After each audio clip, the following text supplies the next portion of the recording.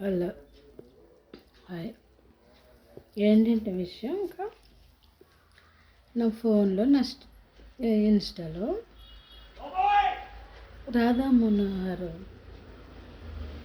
బ్రాహ్మణులు వస్తారన్నమాట. నేను ఒకసారి అన్నాను, మీ తాత మా తాత అంటే మేము హిందువులమేను. ఇప్పుడు మా తాత వాళ్ళు హిందువులు అనుకో, మేము హిందువులే కానీ మేము ఇప్పుడు క్రిస్టియన్స్. మేము క్రైస్తవ మతం పుచ్చుకున్నాము. హిందువులైనంత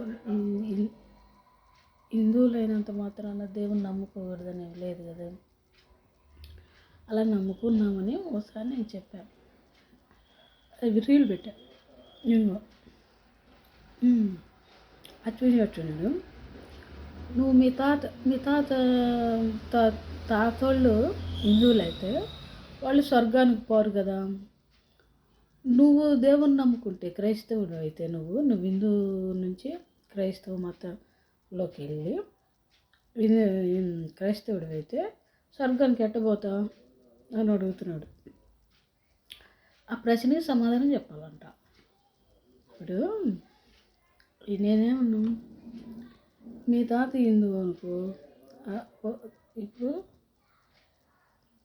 మనకి ఇద్దరు తాతలే తెలిసిద్ది, ముత్తాత తెలియదు ఎవరికి. ముత్తాత ఎవరికని తెలుసా? తెలుసుగా. అమ్మోళ్ళ నాన్న, నాన్నోళ్ళ నాన్న తెలిసిద్ది ఎవరికైనా. తర్వాత తాతలు తెలియదు, ముత్తాతలు ఎవరికి తెలియదు. ఎవరికి తెలిసిద్ది? మన పిల్లలు ఉండరు అనుకోండి, మన నాన్న వాళ్ళ పిల్లలు ఎవరు? మన పిల్లలకైతే మన పిల్లలకు కూడా తెలియదు.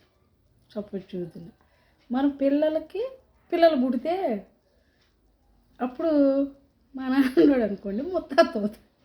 అంతే, ముత్తాత అవుతాడు. ఇప్పుడు అసలు ఎవరు ఉంటున్నారు? ముత్తాతలు ఎక్కడ ఉంటున్నారు? తక్కువ కదా. ముత్తాత ఎక్కడ తెలుస్తాడు? ఇప్పుడు జనరేషన్ మారిపోయింది, సిచ్యువేషన్ మారిపోవట్ల, వాతావరణం మారిపోతుంది, మనుషుల స్వభావాలు మారిపోతున్నాయి, వేషధారణ మారిపోతుంది, ఆలోచన విధానం మారిపోతుంది. ఇన్ని మారుతున్నప్పుడు మతం ఎందుకు మారరు? నాకు అసలు అది అర్థం కాదు. ఇన్ని మారుతున్నప్పుడు మతం కూడా మార్చుకుంటారు కదా, మార్చుకోకుండా ఉంటారా? ఇప్పుడు నీకు క్రీస్తు నచ్చాడనుకో, క్రీస్తుని అనుసరిస్తారు. క్రీస్తుని నచ్చలేదు అనుకో, నచ్చిన గుళ్ళ దగ్గరికి పోతారు. దాంట్లో ఏముంది అక్కడ? ఇప్పుడు ముత్తాత ఉన్నట్టు తాత ఉన్నట్టు, లేదంటే నాయనమ్మ ఉన్నట్టు, అమ్మమ్మ ఉన్నట్టు ఇప్పుడు జనం ఉండరుగా. మనం ఉంటామా? ఉండరు ఇప్పుడు జనరేషను. ఇప్పుడు మనం ఉన్నట్టు ఇప్పుడు 90s వాళ్ళు ఉండారనుకోండి, మనకు పుట్టిన పిల్లలు 2000 పిల్లలు, 20వ శతాబ్దం పిల్లలు. ఆ పిల్లలు ఇప్పుడు మేము చెప్పినట్టు వినమంటే వింటారా? వినరుగా. వాళ్ళకి తెలిసిన ఫోన్లో విషయాలు మనకు తెలియదు. ఇప్పుడు చదువుకునే పిల్లలకి తెలిసిన ట్రిక్కులు ఫోన్లో మనకు తెలియదు. అట్లాగా జనరేషన్ వస్తున్నప్పుడు ఈ మైండ్లో మార్పు వస్తుంది, వేషధారణలో మార్పు వస్తుంది, ఫుడ్లో మార్పు వస్తుంది, మనం జీవించే జీవన విధానంలో మార్పు వస్తుంది. వాళ్ళు పూరుగుడిచిలో ఉండరు, అవునా? ఇప్పుడు ఈ బ్రాహ్మణుడు కూడా పూరుగుడిచిలో ఉండమను, లేదు. ఎంత దూరం అయినా కానీ కాలినడకని నడిచి వెళ్ళేవాళ్ళు. ఈయన కారు వేసుకొని వస్తున్నాడు. కారు ఎందుకు వాడుతున్నాడు? వాళ్ళ తాతలాగా కాలినడకని బొమ్మను, అంతేనా? వాళ్ళు సొక్కాలు వేసుకునేవాడు కాదు బ్రాహ్మణులు, ఒళ్ళు పంచే కొట్టుకునేవాళ్ళు.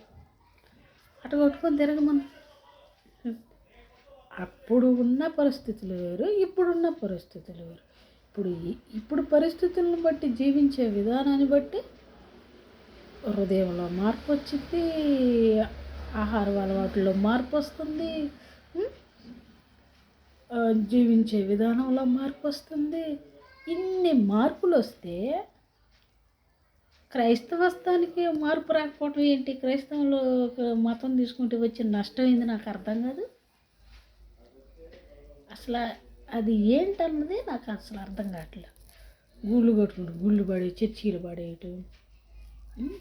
ఆ ఉండి గ్రామం అంట, ఉండి నియోజకవర్గం నూరేం చర్చి బలి కట్టారు. అది పడేస్తూ ఉన్నారంట గ్రామం చర్చి పడటం ఏంది? దేవుడేగా ఎక్కడైనా, గుడైనా దేవుడే, చర్చి అయినా దేవుడే. ఎవరు నమ్ముకునే దేవుడిని వాళ్ళు పట్టుకుంటారు. పడేయటం ఏంటి అసలు? ఇంత టెక్నాలజీ పెరిగిపోయినా కూడా ఆ మతం ఏంది, ఈ మతం ఏంది, ఈ కులం ఏంది, ఆ కులం ఏంది అన్నది పూటలు ఆంధ్రప్రదేశ్లో పూటలు. ఇప్పుడు బ్రాహ్మణ్స్ ఇదివరకు పప్పు, ముద్దపప్పు, నెయ్యి తినేవాళ్ళు, అయ్యే తినేవాళ్ళు అంట వాళ్ళు. ఇంకా రెండోవి తినరు బ్రాహ్మణ్స్. ఈయనేం తినకుండా ఉంటున్నాడా? రాధా మనోహర్ దాసనైనా ఏం తినడా? ఆయన ఎగ్గు తినడా, లేకపోతే చికెన్ తినడా, ఏం తినడా? ఇప్పుడు తినేవాళ్ళు ఉన్నారు. అట్లా జనరేషన్ బట్టి మార్పు వచ్చింది, ఖచ్చితంగా వచ్చింది. ఎవరిష్టమైన మతాన్ని వాళ్ళు అవలంబిస్తారు, ఎవరిష్టమైన జీవితాన్ని వాళ్ళు జీవిస్తారు. దాన్ని ప్రశ్నించే హక్కు కానీ, దాన్ని కట్టడి చేసే హక్కు కానీ ఏ న్యాయస్థానాలకి లేవు, మనుషులకి లేవు, ఎవరికి లేవు. అవునా? ఎవరికి లేవు. ఎవరు ఇష్టమైన మతాన్ని వాళ్ళు అవలంబించుకోవాలని రాజ్యాంగమే ఉన్నప్పుడు అసలు ప్రశ్నించే హక్కు ఏంటి అసలు? నాకు అర్థం కాదు. ప్రశ్నించే హక్కు ఏంది? అది అసలు తెలుసుకోరేంటి అసలు మనుషులు? నాకు అర్థం కాదు. ఇప్పుడు ఒక భారతదేశం నడుస్తుంది అంటే, ఒక రాష్ట్రం నడుస్తుంది అంటే, ఒక రాజ్యాంగం ప్రకారం, ఒక ఆర్టికల్ ప్రకారం కొన్ని ఆర్టికల్స్ ఉంటాయి, కొన్ని ప్రాథమిక విధులు ఉంటాయి, కొన్ని ఆదేశ సూత్రాలు ఉంటాయి, ఒక ఒక కార్యనిర్వహణ వర్గం ఉంటుంది. పిఎం నుండి, సీఎం నుండి, మంత్రుల నుండి, ఎమ్మెల్యేల నుండి, మరి నెంబర్స్ నుండి, గ్రామ సర్పంచుల నుండి ఒక ప్రాసెస్ ఉంటుంది. అవునా? అంత ప్రాసెస్ ఉన్నప్పటికి కూడా మనిషి వ్యక్తిగత స్వేచ్ఛని ఎవరు భంగం కలిగించకూడదు అని ఉంది కదా రాజ్యాంగంలో. ఉండి మత స్వేచ్ఛ ఉంది, వ్యక్తిగత స్వేచ్ఛకు భంగం కలిగించకూడదని ఉంది, సమానత్వ హక్కు ఉంది. ఇన్ని హక్కులుండి ఇంత ఇదిగా రాజ్యాంగాన్ని రాసి సమాజంలో ఇంత పరిపాలనని ఏర్పాటు చేసి ఇప్పుడు ప్రభుత్వం నడుస్తుందంటే రాజ్యాంగం ప్రకారమే కదా. అవునా? రాజ్యాంగ ప్రకారమే కదా. ఒక ప్రజాస్వామ్యయుతంగా ప్రజలు అందులో ఓట్లు వేయటమేనే కదా ఒక అధికారులు నిలబడగలిగే ఒక అధికారం. సీఎం అధికారం కానీ, మంత్రులు కానీ, ఎమ్మెల్యేలు కానీ, ప్రెసిడెంట్లు కానీ చెప్తుంది. ఏదైనా ఓటు ద్వారానే ఎన్నుకుంటున్నప్పుడు స్వతంత్రంగా వాళ్ళకు నచ్చిన దాన్ని, వాళ్ళకు నచ్చిన ఓటు హక్కు వినియోగించుకొని ఎన్నుకొని, ఇష్టమైన మనుషుల్ని ఎన్నుకొని ఒక ప్రాసెస్లో ఒక రాష్ట్రం కానీ, దేశం కానీ నడుస్తున్నప్పుడు అలా నడుస్తుంది అంటే ఏంటి కారణం? మనిషి స్వేచ్ఛ ఉండాలి కదా, ఇష్టమైన పని చేయగలగాలి కదా. ఇష్టమైన పని అంటే మొన్న గనక అనసూయ బట్టలు సరిగ్గా వేసుకోలేదని గొడవలు ఆడాడు రోజులు, అది కాదు.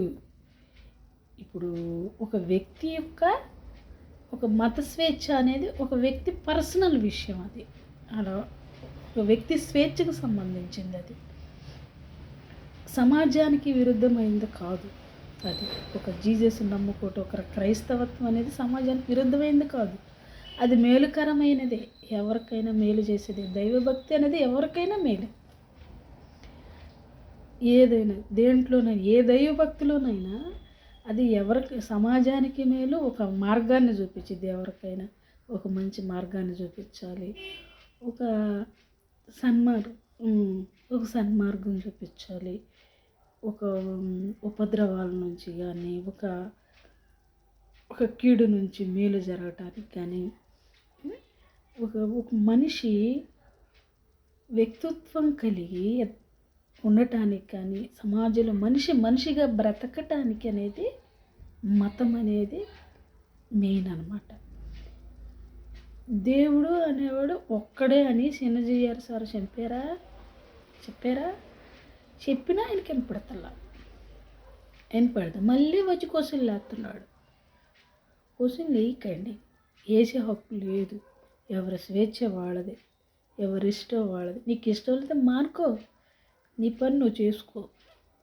అట్లా సమాజంలో అలజడి రేపకండి మతాల గురించి, మరి ముఖ్యంగా ఆంధ్రప్రదేశ్లో. అదనమాట.